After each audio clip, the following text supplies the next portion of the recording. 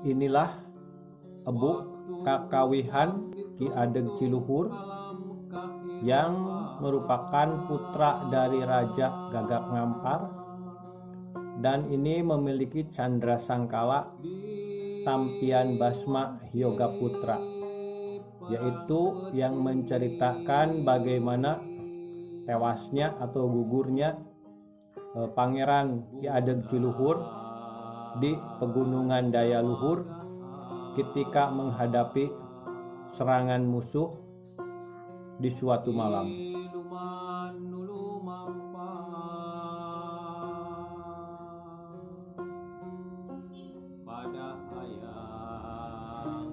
Sabot ucapan na tungtung kahirupan, geus henteu bisa ngawalon tanya.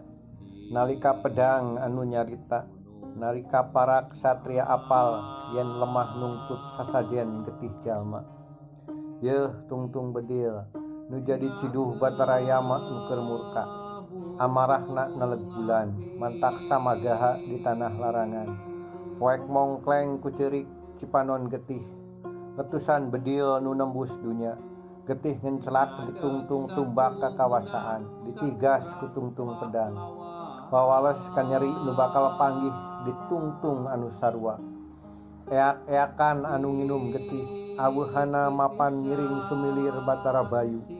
Napak dijemplingna peuting di alur kahirupan, pada melaan parentah ngamusnahkeun, nojos dina jajantung kahirupan, ngajabel saurang putra parab kasarakahan, nu jebarkeun dunga suci anu ngarobah jadi kaayaan lara. Neleg tirisna pegunungan ku hurungna seuneu, perang suci anu lomokot getih, olohok beureum ngarusiahkeun lalakon. Hurungna seuneu anu ngagebur, nu nutungkeun gunung Basma, nanging taneuh kaula moal pernah robah jadi lebu. Kaula jawara bobolokot getih, anu arek jadi carita para pujangga.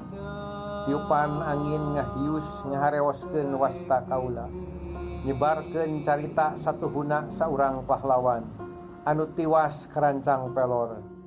Keun para pujangga sing nyerat ku ngecerna getih, keur mapan lempang nuju sakarat. Meuntas endahna nada hiji prahara, ngadudut paksa salambar nyawa, ditilas murka pedang anu telenges. Siluman anu megatkeun mastaka saurang putra, siluman halab-hab getih keur nyebar angkara. Kaula moal percaya kalawan perang, kaula geus ngalewatan kaamparan dunya. Perang nu teu boga rasa ngan muket rasa anu sarakah. Kaula tiwas sangkan teu diusir indit, diwanci hayang ngalampah di pusaka para karuhun.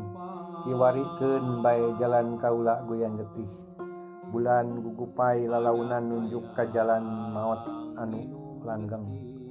Kaula turunan ti pagunungan, kaula putra ti taneuh larangan, taneuh nu samangenge hoream suminar, sarta poek oge moal daek eureun.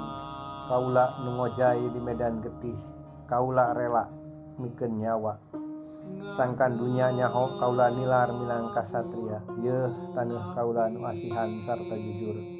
Ulah katipu ku palsuna tukang netipu, kedok bodas nu angken suci, para kecingan nu angken pinunjul, para kacundang nu angken pahlawan, para sarakah nu angken ngabela, nu pajeng kajual di pasar-pasar.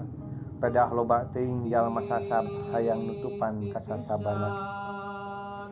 Anak incu kaula bakal nyaho, kaula Ki Adeg Ciluhur, putra Prabu Daya Luhur, nu dijurukeun tina ceurik kasedih Ibu Parwati, kiwari luncat ngalawan ngaliwatan tegalan getih, pikeun nempuh alam kalanggengan anu seungitna sumebar di lamping-lamping pagunungan. Putra pinuh ku kawani, dihaturkeun kangge eyang luluhur Ki Adeg Ciluhur atanapi eyang Adeg Satuhune anu aya di pasarean Timbang Desa Jambu.